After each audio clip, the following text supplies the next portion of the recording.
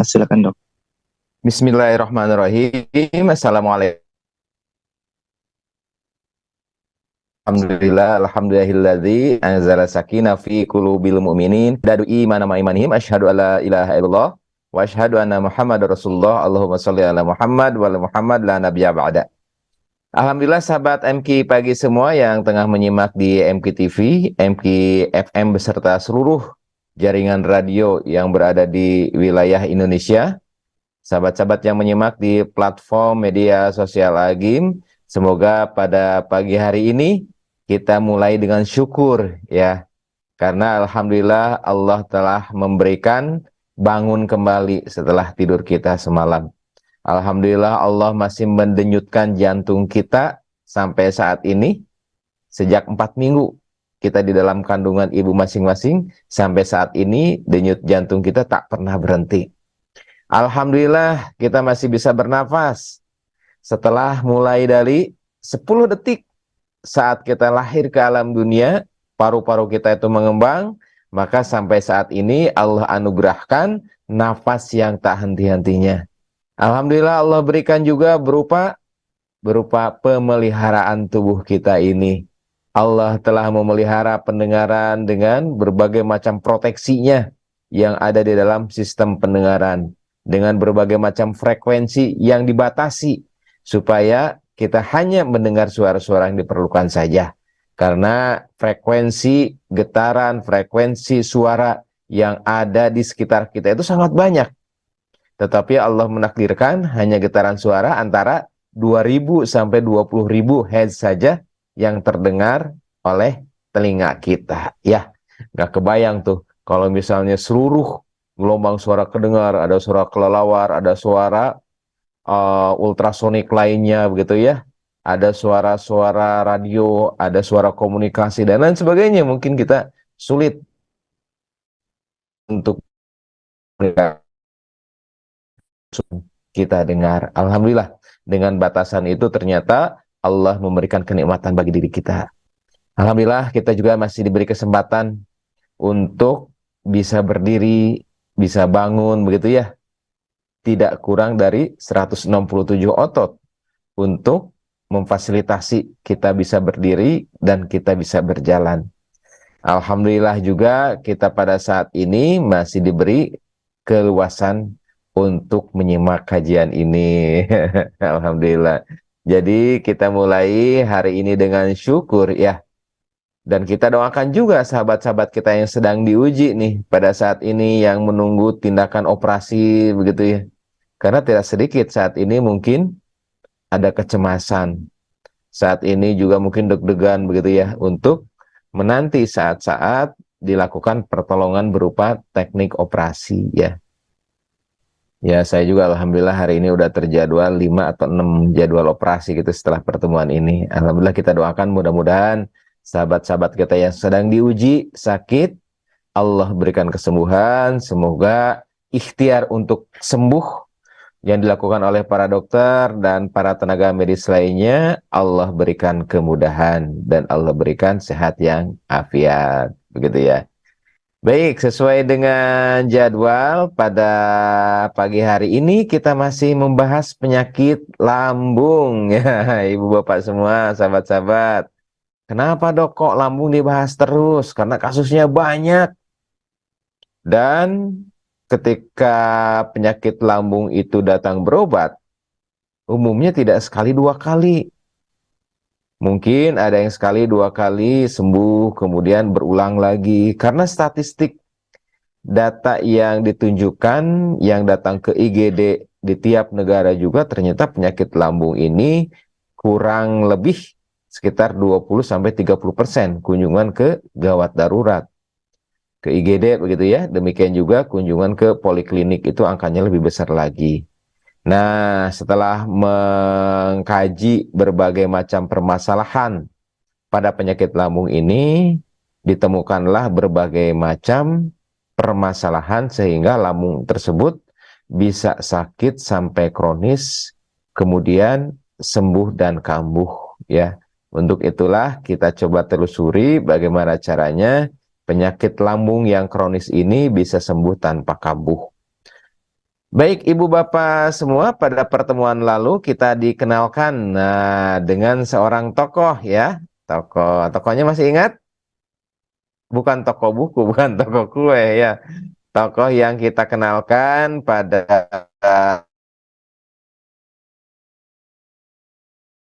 tata laksana penyakit lambung komprehensif ini adalah Pak Haji ya, Pak Haji. Baik. Jadi pada pagi hari ini insya Allah bahas yaitu tentang pengobatan.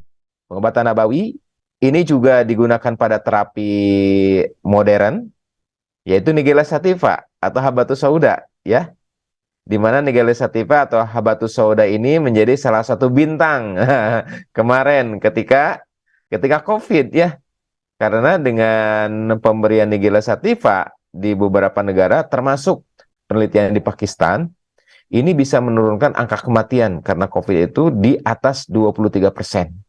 Menurunnya gitu ya, suatu hal yang sangat signifikan pada saat itu. Kemudian menurunkan jumlah hari rawat pada pasien-pasien COVID ya, Nigella sativa saat itu. Kemudian beberapa waktu yang lalu sebelum COVID juga kita pernah bahas sama-sama ya, habatus sauda ini untuk penyakit-penyakit kronis lain seperti penyakit jantung, kemudian juga stroke dan sebagainya. Baik.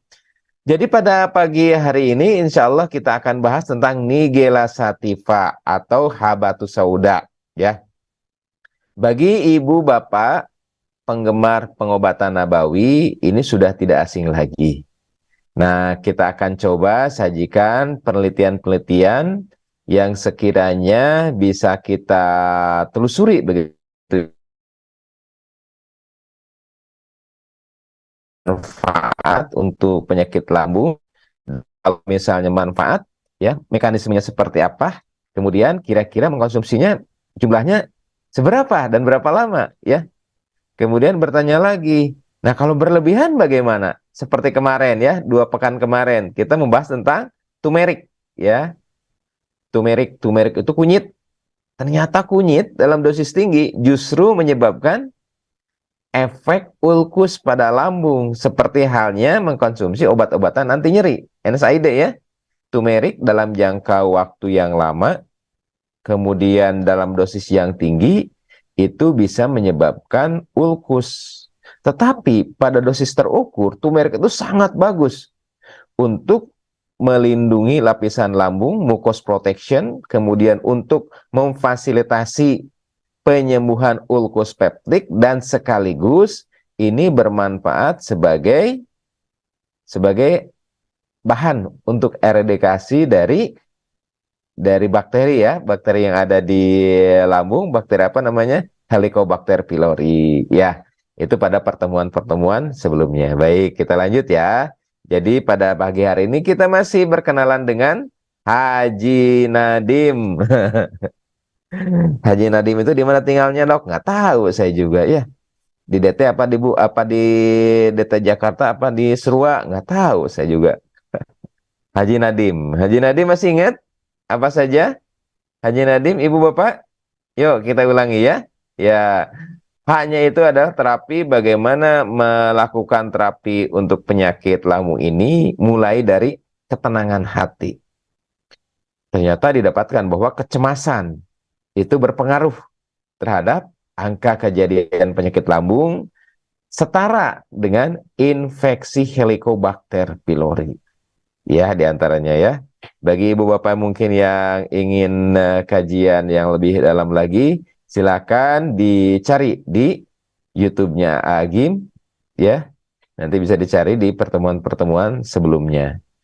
Jadi haknya itu adalah hati atau kolbu, kemudian jinnya itu adalah jiwa.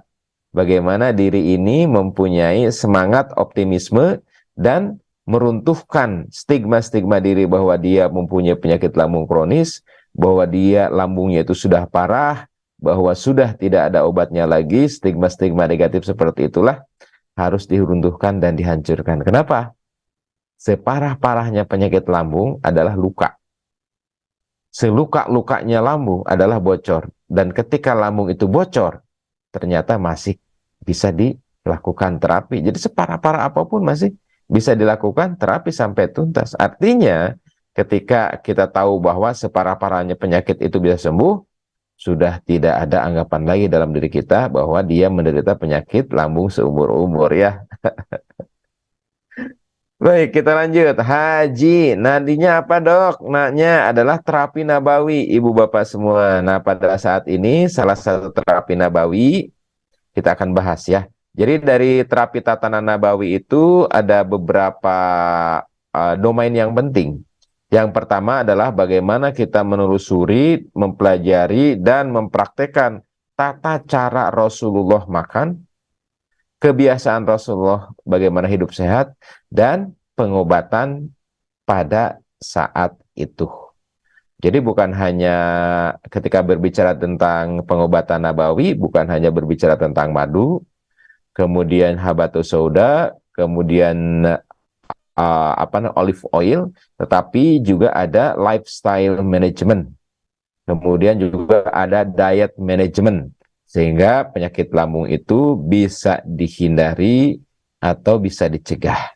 Ya, jadi aspek nabawi itu bukan hanya obatnya aja ya, tapi lifestyle bagaimana Rasulullah memiliki lambung yang sehat, kemudian diet manajemennya seperti apa. Ini sudah dibahas, ya.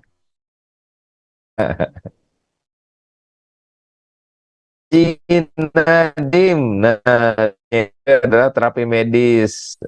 Dok, nggak nyambung nggak apa-apa, yang jelas mah ada D-nya aja ya. Terapi medis ya, terapi medis itu bisa untuk menetralkan asam lambung, kemudian juga bisa untuk mengurangi produksi asam lambung, kemudian bisa untuk memproteksi lapisan lambung, dan bisa juga untuk mengeradikasi dari Helicobacter pylori ya. Itu D-nya. M-nya adalah Haji Nadim. Nah, M-nya ada terapi alami. Nah, habatus sauda juga bisa dikatakan sebagai terapi alami ya. Kita lihat satu persatu bagaimana terapi dengan habatus sauda pada penyakit lambung kronis ini dilihat dari penelitiannya. Benar nggak sih habatus sauda itu bermanfaat untuk penyakit lambung? Jangan-jangan ini hanya bualan tukang obat ya? Jangan-jangan ini hanya sugesti. Karena senang dengan habat, habat itu ada di dalam hadisnya, sehingga tersugesti menganggap bahwa penyakit lambung itu bisa sembuh dengan habat, ya. Nah, kemudian benar nggak habat itu ada penelitian-penelitian ilmiahnya? Nah, insya Allah akan saya coba kupas perlahan-lahan ya, biar tidak liar, karena kalau terlalu cepat mungkin tidak semua di sini teman-teman akademisi dalam bidang medis ya, dengan istilah-istilah yang unik-unik. Kadang-kadang dok istilahnya terlalu ribet, terlalu rumit. Nah, kita akan coba terusinnya pelan-pelan ya. Baik ibu bapak semua, kita ingatkan sekali lagi, inilah kondisi lambung dalam keadaan terluka seperti ini ya. Dari mulai timbulnya luka yang kecil, ulkus seperti ini, borok gitu ya, borok. Ini diperiksa dengan menggunakan alat yang dimasukkan lewat mulut, pakai kamera gitu ya. Ini alatnya, namanya pemeriksaan endoskopi.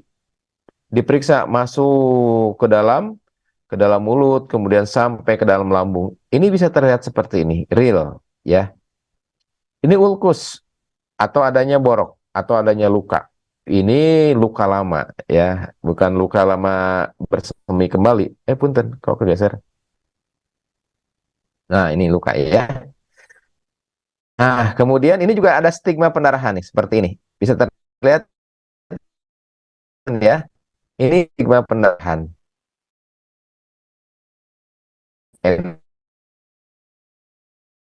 Kalau ini pendarahan, yaitu pendarahan yang banyak. Nah, kalau yang satunya lagi, ini adalah ulkus atau borok atau luka yang luas. Jadi sahabat-sahabat yang menyimak di MKFM, karena ini mungkin tidak tampak gambarannya, jadi boleh saya ilustrasikan bahwa di lambung juga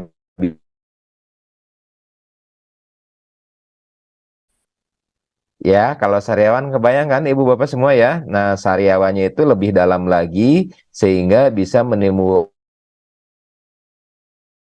Kurang lebih seperti itu kesiangan. Ya.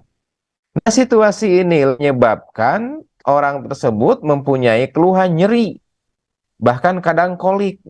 Kolik itu apa, Dok? Nyeri suatu waktu, nyerinya itu tingkat tinggi, tetapi pada selang waktu tertentu nyerinya itu hilang. Kenapa ini bisa nyeri suatu waktu, bisa nyeri tiba-tiba, nyerinya tingkatnya tingkat tinggi? Biasanya kalau ulkus ini letaknya, borok ini letaknya di dalam lambung, begitu diisi makanan, maka seketika timbul nyeri. Oke? Tetapi kalau ulkusnya ini adanya di saluran setelah lambung, nah ini mungkin yang kecil, ibu bapak semua, namanya itu usus 12 jari atau duodenum. Nyerinya itu beberapa jam setelah makan. Jadi khasnya kalau begitu makan ada nyeri, ada pedih, ada mual, ada melilit, kemungkinan ada kelainya itu di lambung. Tetapi kalau nyerinya itu baru timbul setelah 1 jam, 2 jam setelah makan, kemungkinan lukanya itu ada di usus 12 jari atau di duodenum. Karena ulkus peptik ini yaitu borok yang diakibatkan oleh pepsin begitu ya. Bisa terletak di lambung, bisa juga terletak di usus 12 jari, tergantung dari tipenya. Ya, beberapa operasi yang pernah saya lakukan umumnya paling banyak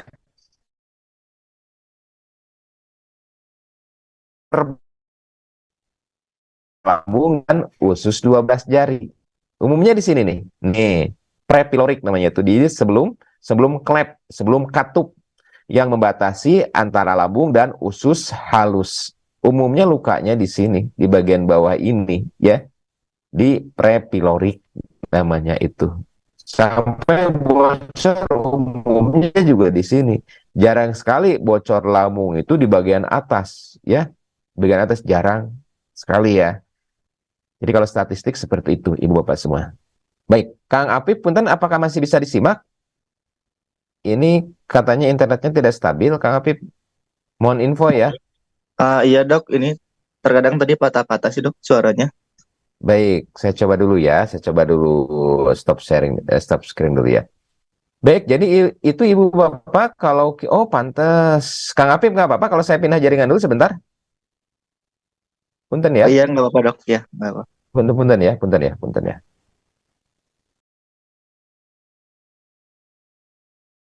Baik. Kang Apip bagaimana ini sudah bisa disimak? Ya sudah dok, Baik, siap. baik. Mudah-mudahan nggak ada kendala Ibu Bapak semua ya. Tadi pakai jaringan yang 5G. Baik, kita lanjut. Jadi Ibu Bapak semua, ketika lambungnya itu luka, maka akan terjadi gejala-gejala. Ada gejala objektif, ada gejala subjektif. Gejala subjektif itu kalau kita lihat dari parameter-parameternya ya. Kalau gejala subjektif itu misalnya ada mual, perih, kembung, kemudian nyeri. Gejala objektif bisa dilihat dari parameter-parameter yang ditentukan. Baik, itu rupanya terlalu detail, tapi kita coba lanjutkan lagi ya tentang luka lambung ini. Izin Ibu Bapak semua. Kita lanjut yang tadi ya. Oh, sebentar. Sudah nampak Kang Apip ya? Baik. Kita lanjut, Ibu Bapak semua. Jadi inilah luka yang ada pada lambung. Dok, kalau begitu penyebabnya apa? Penyebabnya kemarin sudah dibahas banyak faktor. Ada faktor fisik, yaitu berupa makanan, makanan iritasi, kemudian juga ada faktor dari infeksi bakteri, ada juga faktor-faktor lain, seperti halnya faktor hormonal yang dipicu oleh berbagai macam hal. Di antaranya dipicu oleh emosi. Dok, emosi apakah pengaruh terhadap lambung? Iya, karena ketika seseorang mengalami stres, cemas, depresi, begitu, maka lama-kelamaan, bukan hanya sesaat ya, lama-kelamaan akan memfasilitasi pengeluaran hormon adrenalin. Jadi di hipotalamus kemudian mengeluarkan hormon ke hipofise, dari hipofise nanti akan keluar hormon yang merangsang kelenjar di atas ginjal untuk mengeluarkan adrenalin. Adrenalin ini mempunyai pengaruh terhadap penambahan pengeluaran asam lambung, begitu ya. Orang marah-marah kan jarang ya yang sambil makan-makan, makannya jadi lebih banyak, jarang ya. Orang stres jarang kan nih makannya lama banyak. Justru orang stres itu biasanya makannya kurang, minumnya kurang, banyaknya mager begitu ya. Tambah lagi di dalamnya asam lambung keluarnya dalam jumlah yang banyak. Baik, sekarang kita lanjut pada Nigella sativa ya. Nigella sativa, apakah Nigella sativa ini mempunyai cara kerjanya seperti apa? Ibu bapak semua, ini penelitian dilakukan pada tikus. Ini penelitian dipublish tahun 2016 ya. Nah, bagaimana mekanismenya? Ini saya sampaikan ada tiga penelitian percobaan penggunaan Nigella sativa atau habatus sauda pada tikus.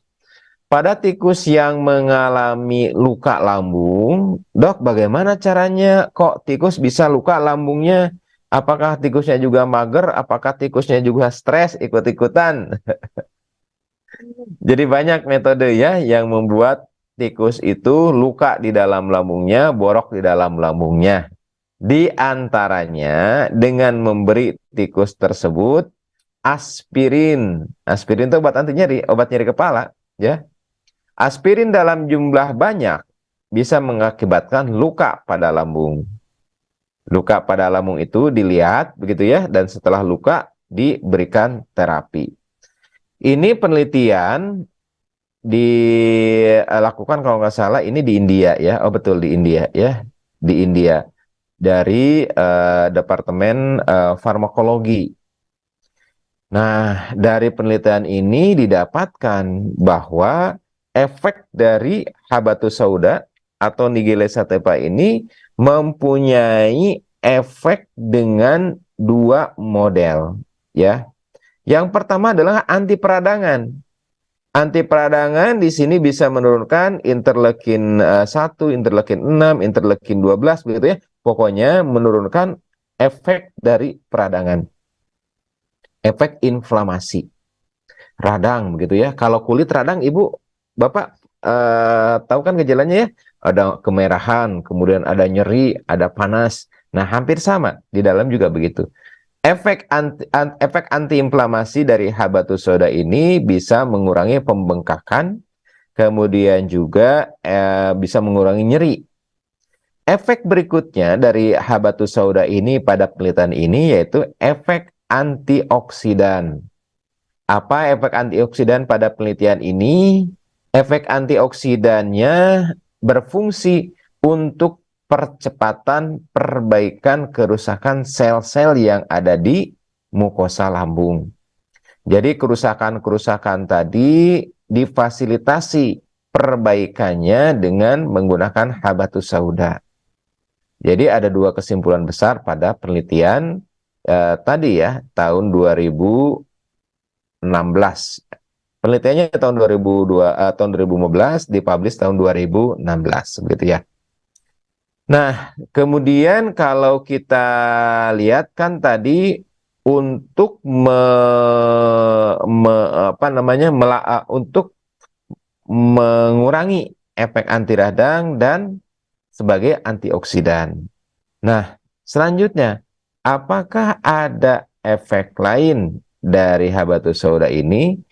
Ibu Bapak, kalau kita lihat ya dari penelitian berikutnya, coba kita simak sama-sama. Jadi habatus sauda atau Nigella sativa ini juga bermanfaat sebagai gastroprotektif. Apa itu gastroprotektif? Yaitu zat yang melindungi. Kalau tadi kan sudah terjadi radang, kemudian radangnya diturunkan, sudah terjadi ulkus, sudah terjadi luka, lukanya itu diregenerasi, diperbaiki dengan efek antioksidannya. Nah, kalau ini dari kajian ini didapatkan bahwa habatus sauda mempunyai efek gastroprotektif. Jadi sebelum timbulnya luka, sebelum timbulnya borok. Gastroprotektif ini ditimbulkan dengan cara apa? Jadi ibu bapak semua, kita coba kembali kepada lapisan lambung ya. Saya akan coba, ini pertemuan pertama kali begitu ya. Lapisan lambung, punten nih pada pertemuan pertama dulu. Jadi lapisan lambung ini terdiri dari lapisan pelindung yang disebut lapisan lendir. Nih, lapisan lendir seperti ini. Lapisan lendir. Ini belum berbentuk sel. Ini seperti lendir, seperti apa namanya? Seperti ingus begitu ya. Tapi ini lebih lengket. Kalau operasi biasanya saya raba lapisannya itu seperti dahak, lengket begitu ya, lengket. Lapisannya itu cukup tebal. Lebih mungkin kalau diraba itu mungkin lebih dari 1 atau 2 milimeter ya, tebal lapisannya. Ini nggak biru begini ya, kalau dilihat aslinya ini bening. Seperti ingus lah mungkin ya. Dan lapisan inilah yang melindungi, ini di bawahnya ada sel nih. Yang ada sel di sini. Sel ini memang tidak tahan terhadap asam. Jadi kalau misalnya lapisan lendir ini rusak, maka asam tersebut akan merusak sel lambung, sel mukosa lambung yang ada di sini. Sel mukosa itu seperti apa, Dok? Mirip-mirip seperti bibir lah, seperti bibir nih, mirip banget. Jadi kalau misalnya lapisan bagian dalam dari lambung itu sangat lunak. Sedangkan kalau kita lihat dari cairan yang ada di dalam lambung yang disebut dengan gastric juice, itu memiliki pH sekitar 3. Kalau pH itu 3, diteteskan ke kulit, kulit itu lama-kelamaan bisa melepuh. Jadi perbandingannya seperti itu ya. Kulit itu bisa melepuh lama-kelamaan jika ditetesi oleh zat yang memiliki tingkat keasaman yang tinggi atau pH yang sangat rendah. Ya, sangat korosif. Nah, di dalam lambung cairan itu banyak. Cairan lambung itu diproduksi sehari semalam itu sekitar 1.500 cc atau 1,5 liter. Banyak kan? pH-nya berkisar antara 1,8 sampai 3,4. Asam banget kan?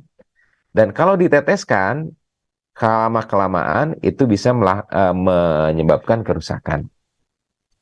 Rasanya asam, Dok? Asam. Bayangkan aja, kalau misalnya ibu bapak pernah muntah kan? Ya, naik kendaraan atau makan-makan tertentu. Begitu muntah, rasanya bagaimana? Rasanya bukan hanya asam, tapi juga pahit. Apa yang terjadi di tenggorokan? Apakah baik-baik saja? Enggak. Seperti apa? Seperti terbakar, nyeri. Karena tenggorokan kita itu tidak didesain untuk mendapatkan cairan pH yang rendah-rendah itu. Nah, ini di lambung 24 jam tuh direndam dengan cairan yang pH-nya sangat rendah. Sehingga Allah menganugerahkan kepada kita lapisan lendir ini. Jadi ketika lapisan lendir ini rusak, maka sel-sel yang ada di bawahnya, sel lambung yang ada di bawahnya ini nih bisa mengalami kerusakan. Kerusakannya itu bisa seperti terbakar, bisa juga timbul lecet, sampai timbul luka dan timbul borok seperti tadi ya. Jadi gastroprotektif yang diakibatkan oleh Nigella sativa dikatakan ini bisa memperbaiki lapisan lendir tadi. Lapisan lendir yang biru ya. Walaupun aslinya nggak biru, tapi bening ya. Itu ya, ibu bapak semua ya. Jadi Nigella sativa ternyata bermanfaat untuk memperbaiki lapisan lendir yang ada di dalam lambung. Baik, gitu ya. Kita lanjut penelitiannya ya. Nggak apa-apa ya, pada pagi-pagi bahas-bahas penelitian seperti ini biar kita uh, mengetahui obat ini bukan cenah dan bukan katanya, bukan hanya sugesti ya, tetapi ada dasar atau riset ilmiahnya. Kita lanjut sekarang pada penelitian yang dipublish tahun 2017. Di sini ada satu, dua, tiga, empat kelompok penelitian pada tikus. Ada 4 kelompok tikus, semuanya itu dilukai, dilukai lambungnya, dilukai dengan apa? Dilukai dengan obat. Obat apa? Obat anti nyeri, obat yang suka dipakai nyeri kepala, yaitu aspirin, ya. Tikus-tikus ini dibagilah menjadi 4 kelompok. Jadi kelompok A dan kelompok B, kemudian kelompok C dan kelompok D, ya. Kemudian ada kelompok D, dia bukan hanya menerima aspirin tadi, tetapi kelompok D itu diberikan ekstrak Nigella sativa oil. Berapa banyak? 50 mg per kilogram berat badan selama 5 hari. Jadi tikus kelompok A dan kelompok B diberikan obat, yaitu obat-obatan standar untuk lambung. Kemudian tikus C diberikan obat berupa esomeprazol, seperti apa namanya, teman-temannya mungkin ibu bapak pernah mengenal ya, lansoprazol, omeprazol, pantoprazol, begitu ya. Itu obat PPI. Jadi ada kelompok A, kelompok B, kelompok C itu diberi obat, yaitu esomeprazol dan clarithromycin. Nah, kelompok D diberikan ekstrak dari habatus sauda. Bagaimana hasilnya setelah 5 hari? Jadi setelah 5 hari diberikan pada tikus yang dilukai tersebut, diberikan lewat apa? Lewat mulut ya, mulut tikus. Di sini didapatkan bahwa terjadi penurunan pada kelompok B, kelompok C, dan kelompok D, yaitu kelompok yang diberikan PPI, esomeprazol, dan clarithromycin, juga pada kelompok yang diberikan habatus sauda. Jadi kalau lihat dari penelitian ini, ternyata pemberian habatus sauda ini mempunyai manfaat sebagai penyembuh luka pada lambung. Ini ibu bapak kalau misalnya mau menelusuri penelitiannya, tinggal di browsing lagi aja ya. Seperti ini. Jadi pemberian kelompok D itu dengan habatus sauda. Oke ya, baik. Jadi efek dari penyembuhan terhadap luka lambung diakibatkan oleh habatus sauda hampir sama dengan pengobatan lambung dengan menggunakan esomeprazol dan clarithromycin. Ya, jadi di sini dampaknya mirip begitu ya. Nah, ini penelitian terbaru nih. Penelitian terbaru dipublish tahun 2023. Punten, saya lihat lagi ya. Benar, tahun 2023. Ini eksperimen lagi nih, eksperimen lagi. Eksperimen terhadap apa? Terhadap sama, ini terhadap tikus. Aduh, kasihan tikus ya, jadi percobaan terus. Percobaan terhadap tikus. Jadi tikus-tikus ini dilukai dengan menggunakan aspirin. Nah, kemudian setelah dilukai, diobati dengan apa? Dengan menggunakan Nigella sativa oil. Ya. Dibandingkan dengan kalau tadi kan yang dilukai itu dibandingkan dengan PPI, omeprazol, lansoprazol, begitu ya. Yang dipakai tadi kan esomeprazol sama clarithromycin. Nah, ibu bapak pernah dengar obat lambung disebut dengan ranitidin ya? Ya, pernah ranitidin ya. Nah, ini dibandingkan bagaimana sih efek Nigella sativa atau eh, habatus sauda ini dibandingkan dengan obat yang paling banyak dipakai, yaitu ranitidin. Ranitidin itu H2 blocker ya.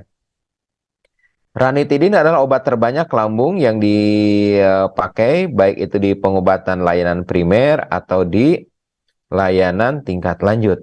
Ya, mekanisme kerjanya berbeda dengan esomeprazol, lansoprazol seperti tadi ya. Jadi dibandingkan nih, satu kelompok lambungnya itu dilukai kemudian diberikan ranitidin, satu kelompok diberikan habatus sauda. Bagaimana hasilnya? Nah, kalau kita lihat bagus mana hasilnya, ini punten ibu bapak semua. Saya sampaikan hasil penelitiannya. Ini ya. Jadi ibu bapak nanti bisa baca lagi jurnalnya. Tetapi kalau boleh saya simpulkan dari penelitian ini didapatkan bahwa tikus yang dilukai lambungnya kemudian diberikan terapi dibandingkan satu dengan ranitidin, kemudian satu lagi dengan habatus sauda oil. Dari hasil penelitian didapatkan bahwa angka proteksi yang menggunakan habatus sauda itu lebih besar, sebesar 73% dibandingkan dengan kelompok ranitidin, yaitu 69,6%. Artinya, ibu bapak semua di penelitian ini, mungkin penelitian lain hasilnya akan berbeda ya. Di penelitian ini dihasilkan sebuah angka bahwa penggunaan habatus sauda ini lebih baik dibandingkan dengan penggunaan ranitidin, gitu ya. Jadi kalau kita lihat dari beberapa penelitian tadi, tampaklah bahwa habatus sauda ini bermanfaat untuk pengobatan dan untuk pencegahan penyakit lambung. Ya Bu ya, Pak. Ya mudah-mudahan bisa meyakinkan ya penelitian-penelitian tadi. Nah, yang perlu diperhatikan bagi kita adalah bagaimana mengatur dosis dari habatus sauda ini. Jangan sampai kita mengkonsumsi habatus sauda tetapi justru menyebabkan nyeri pada lambung. Ini beberapa pasien yang telah konsultasi ya. Suka tuh konsultasi, "Dok, kalau misalnya ini kok suka nambah malah mepeg katanya di dalam lambung. Saya sudah mengkonsumsi habatus sauda oil, mepeg ke dalam lambung begitu ya." Nah, bagaimana mengkonsumsi yang benar dan berapa dosisnya? Dan berapa lama mengkonsumsi habatus sauda ini? Pertanyaan berikutnya yang sering muncul adalah, "Dok, boleh nggak mengkonsumsi habatus sauda? Saya juga dapat obat, misalnya lansoprazol. Boleh nggak dibarengkan?" Begitu ya. Nah, sekarang kita berbicara dengan dosis dulu ya. Dosis dulu. Berapa sih dosis Nigella sativa yang dipakai pada penelitian-penelitian ini? Berapa dosis lazim Nigella sativa? Dan berapa miligram dosis Nigella sativa yang ada di pasaran? Ibu bapak semua, angka ideal untuk mendapatkan hasil yang meminimalkan efek samping pada penggunaan habatus sauda ini berkisar antara 500 sampai 1.500 miligram per hari pada orang dewasa. Atau juga kita menggunakan angka 50 miligram per kilogram berat badan per hari dibagi menjadi 3 dosis. Contoh misalnya ada yang memiliki berat badan Jadi dosisnya itu antara 10 sampai 50 miligram ya. Misalnya mempunyai berat badan 50 kilo. Kalau dikali 10 berarti 50, kemudian kali 10 berarti 500 miligram. Ya, 500 miligram, ada yang satu kapsul itu 500 miligram. Kemudian kalau pakainya misalnya itu kalau 10 miligram per kilogram berat badan ya. Kalau misalnya pakainya 30 miligram per kilogram berat badan, berarti 1.500. Berarti bisa dari satu kapsul 500 miligram per hari sampai pada 3 kali 2 kapsul. Itu dosisnya Ibu Bapak semua. Jadi satu kapsul yaitu 500 miligram ya, yang 500 miligram sampai pada 3 kali 2 kapsul. Nah, selebihnya dari itu kalau misalnya berlebihan, ini akan menjadi efek samping begitu ya. Dok, kalau saya minum 2 kali 2 kapsul, itu ternyata sudah ada keluhan, mepeg, atau nggak nyaman di ulu hati. Berarti bagi individu tersebut, dosis tersebut sudah berlebihan. Jadi bagaimana dok? Kalau ada dosis yang bermanfaat, tetapi efek sampingnya itu rendah. Kalau yang pernah saya baca adalah 2 kali 500 miligram. Rata-rata seperti itu. Bahkan kalau pada beberapa jurnal saya baca 3 kali 100 miligram juga itu sudah mempunyai efek gastroprotektif. Ya, itu ya Ibu Bapak untuk dosis sudah terjawab ya. Nah, bagaimana kita melihat habatus sauda yang ada di pasaran? Apakah itu habatus sauda serbuk ataukah oil ataukah minyak?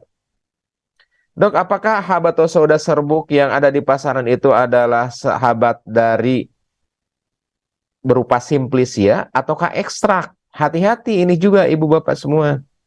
Kalau ekstrak berarti dosisnya harus lebih rendah lagi. Kalau simplisia saja dosisnya itu kan bisa 3 kali 2 kapsul. Kalau ekstrak bisa sampai 1/10-nya. Kalau ekstrak 50 miligram juga itu sudah mempunyai dampak. Ya, karena kalau ekstrak itu kan intinya saja. Nah, bagus mana habatus sauda dalam bentuk serbuk dibandingkan dalam bentuk oil, dalam bentuk minyak. Pada penelitian-penelitian yang saya baca, ini semuanya dalam bentuk minyak, habatus sauda oil. Kenapa pada penelitian ini banyak menggunakan habatus sauda oil? Apakah lebih baik? Nah, dari metodologi penelitian yang dibaca dari jurnal-jurnal tadi, ini kan penelitian pada tikus. Jadi, kalau penelitian pada tikus, pencernaan itu lebih baik, kontaknya itu lebih lama dengan menggunakan minyak dibandingkan dengan serbuk. Bukan berarti ini minyak lebih baik pada lambung dibandingkan dengan serbuk atau seed begitu ya, semen begitu. Jadi Ibu Bapak silakan mau milih dalam bentuk apa. Saya anjurkan sih ya dosisnya itu tidak lebih dari 1.500 miligram, tidak lebih dari 3 kapsul dalam sehari. Soalnya ini penggunaan kan jangka panjang. Pertanyaan berikutnya, berapa lama dok?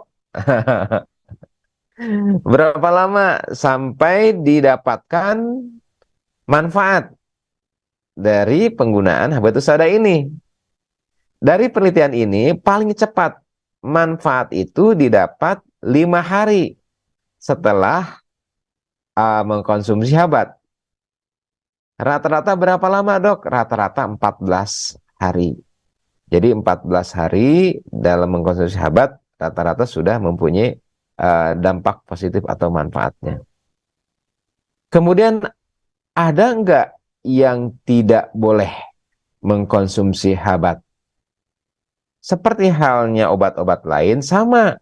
Di sini juga ada kontraindikasi, walaupun tidak banyak. Yaitu pada mereka yang alergi, alergi itu bisa ditunjukkan adanya ruam pada kulit, kulit misalnya jadi bentol, kemerah-merahan, atau misalnya gusi menjadi bengkak, bibir menjadi bengkak, itu berarti sensitif ya terhadap habatus sauda. Walaupun angka kejadiannya itu jarang. Kemudian ada juga ketika mengkonsumsi timbul gejala-gejala subjektif. Seperti yang saya katakan tadi, kepala jadi pusing, kemudian juga perut menjadi tidak nyaman, apakah itu kembung atau misalnya enek begitu ya, yang sekiranya dianggap itu memang karena habat.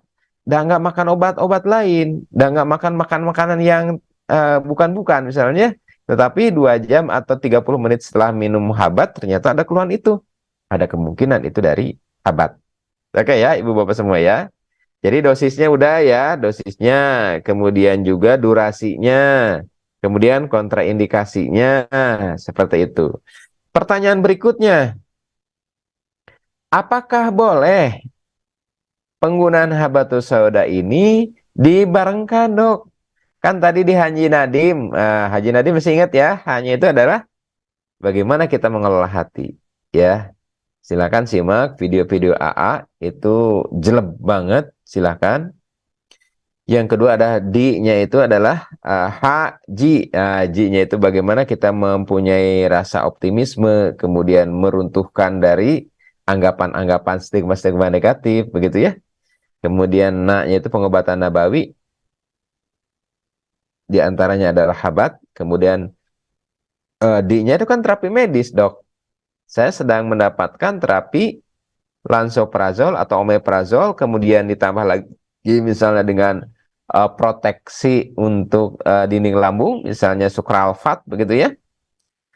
Kemudian saya juga punya diberikan antibiotik, ya, klaritomycin untuk bakteri ya, untuk bakteri Helicobacter pylori. Berapa jedanya? Ibu bapak semua, dari beberapa jurnal yang saya baca, saya belum mendapatkan penelitian yang mengkombinasikan pada manusia penggunaan obat-obatan sintetik dengan obat-obatan alami. Saya belum membaca jurnalnya yang menggabungkan antara keduanya. Nah, kalau begitu nggak boleh dong digabungkan, nggak masalah digabungkan. Nah, kalau begitu jedanya berapa lama? Sebelum saya menyebab jedanya berapa lama, makanan yang akan masuk ke dalam lambung itu akan dicerna. Termasuk obat. Obat juga akan dihancurkan, obat juga akan dipotong-potong menjadi molekul yang lebih kecil sehingga dia diserap. Di mana diserapnya obat lambung itu? Kebanyakan di usus halus, yaitu di jejunum dan ileum. Nah, supaya interaksi antara obat sintetik dengan obat-obatan alami tadi tidak terjadi, diberi jarak. Berapa lama? 2 sampai 3 jam. Kok lama banget, dok? Yang lain-lain kan setengah jam. Ini obat kan dalam bentuk padat, ibu bapak semua. Jadi diharapkan obat dalam bentuk padat itu di lambung itu kan dicerna paling lama itu sekitar 3 jam, ya. Sekitar 3 jam. Jadi obat itu selesai, dicerna dan diserap, baru disertakan obat-obatan yang lainnya. Karena apa? Karena saya belum bisa memastikan ya, belum bisa memastikan dengan penggunaan obat tersebut interaksinya itu aman. Kemudian pertanyaan berikutnya, nah sekalian aja ini nih, sekalian menjawab pertanyaan lagi ya. Dok, apakah obat itu aman bagi ibu hamil dan menyusui? Habat itu apakah aman bagi ibu hamil dan menyusui? Ya, karena kan ibu hamil juga ada yang menderita penyakit lambung, ada mual, kemudian jadi pedih, kemudian jadi akibatnya muntah-muntah itu ya. Apakah aman bagi bagi ibu hamil dan anak, begitu ya? Juga ibu menyusui. Nah, ibu bapak semua dari beberapa jurnal di sini selalu memberikan catatan. Catatan yaitu hati-hati pada penggunaan bagi ibu hamil dan ibu menyusui. Kata hati-hati ini artinya adalah kewaspadaan. Karena apa? Efek keamanan sebagai obat itu belum bisa dipastikan tingkat keamanannya. Jadi kalau begitu bagaimana, dok, kalau ibu hamil ya mengkonsumsi habat? Menurut saya sebaiknya kalaupun misalnya terpaksa pakailah dosis yang terendah, yaitu 1 kali 1 kapsul, yaitu sebesar 500 mg. Karena rata-rata kalau Nigella sativa atau jintan hitam kan dipakai juga untuk bumbu ya. Di India, Nigella sativa itu adalah bumbu makanan, bumbu masakan. Jadi kalau bumbu masakan rata-rata kan tidak lebih dari kurang lebih satu kapsul itu ya. Jadi kalau saya boleh katakan bahwa untuk 500 miligram itu sudah masuk dalam taraf aman karena itu juga bisa berfungsi sebagai bumbu makanan, bumbu masakan begitu ya. Pertanyaan berikutnya, Dok, pada anak apakah ini aman ataukah tidak? Apakah dosisnya seperti apa? Ibu bapak semua, kalau kita lihat dari penelitian-penelitian tadi, penelitian itu dilakukan pada tikus ya. Tikus itu kecil, lebih kecil daripada anak manusia. Tetapi bukan berarti kecil itu sama dengan orang yang dalam bentuk masih anak. Anak itu bukan dewasa kecil, tidak sama ya. Jadi kalau misalnya ada orang dewasa masih kecil tubuhnya seperti anak-anak, belum tentu itu dosisnya juga sama memakai dosis anak-anak, belum tentu. Dan dosis anak itu bukan berarti dosis dewasa dibagi menjadi dosis anak, tidak selalu demikian. Nah, penggunaan pada anak saya belum mendapatkan adanya efek samping ya. Jadi sampai saat ini habat pada anak masih bisa untuk digunakan. Baik, pertanyaan berikutnya. Nih, sekalian aja Ibu Bapak semua ya. Dok, kalau begitu bisa nggak mengkonsumsi habat Nigella sativa disatukan dengan obat-obat yang telah diuraikan sebelumnya, misalnya dengan kurkumin. Kemarin kan kita membahas turmeric ya, turmeric. Turmeric tenawan kemarin teh. Ya kunyit begitu ya. Boleh nggak disatukan? Boleh.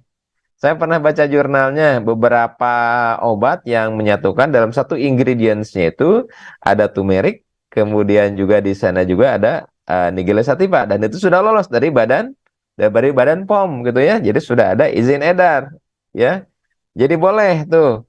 Kan dalam satu kapsul itu obat lambung itu bisa mengandung turmeric atau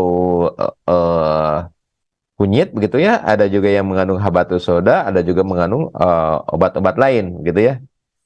Bocoran, mudah-mudahan nanti kita MK Afiat bisa memformulasikan dalam bentuk satu kapsul ya, mudah-mudahan ya. Lagi uji di Badan POM ya, harus mengikuti uji Badan POM ya, supaya kita pastikan tingkat keamanannya.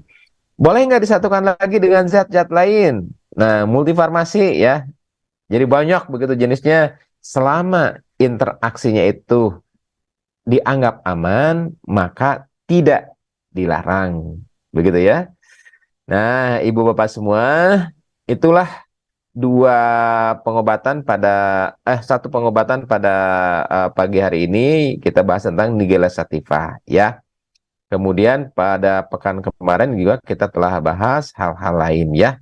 Insya Allah nanti untuk pertanyaan-pertanyaan nanti insya Allah akan kita bahas di pertemuan selanjutnya. Biasanya insya Allah nanti akan kita kumpulkan sehingga satu kali bahasan kita komprehensif begitu Kang Apip ya. Jadi pertanyaan-pertanyaan insya Allah kita akan bahas di pekan depan, dan insya Allah nanti MK Afiat akan mengadakan pertemuan yang lebih khusus lagi ya. Jadi bagi teman-teman yang pengen konsultasi atau pengen mendalami, nanti insya Allah akan ada seperti apa ya? Seperti kursus, tapi nggak berbayar ya kita mah. Kursus-kursus begitu ya dalam bentuk kelompok begitu di Zoom begitu ya. Mudah-mudahan kita bisa bahas lebih detail lagi. Ibu Bapak semua, alhamdulillah tepat pukul 6. Mudah-mudahan tayangan tadi bermanfaat, mudah-mudahan dapat kita aplikasikan begitu ya. Untuk aplikasinya bagaimana, insya Allah nanti akan ada materi khususnya. Terima kasih sahabat-sahabat yang di MKTV, yang ada di MKFM, sahabat-sahabat yang menyimak di media sosial Agim lainnya. Semoga pertemuan kali ini bisa menjadi wasilah sehatnya lambung kita. Subhanakallahumma wa bihamdika asyhadu an la ilaha illa anta astaghfiruka wa atubu ilaik. Assalamualaikum warahmatullahi wabarakatuh. Waalaikumsalam warahmatullahi Nuhun ya Ibu Bapak semua. Nuhun dokter Asep. Nuhun, alhamdulillah. Kang Apip nuhun ya. Pak Goro sehat ya. Pak Sugoro, pengen membahas apa dokter lagi Asep. nih selain lambung-lambungan, Pak Koswara? Psikosomatik, Mohon dokter. Oh, psikosomatik. Sehat, dokter. Ya.